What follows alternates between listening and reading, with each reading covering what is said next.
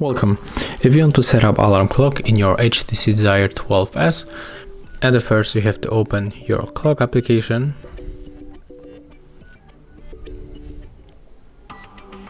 Then go for the alarms.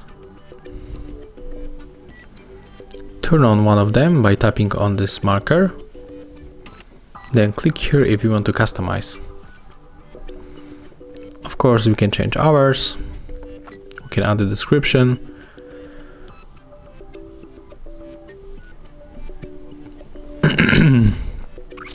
We can turn off and turn on the vibration, and of course we can change the alarm sound.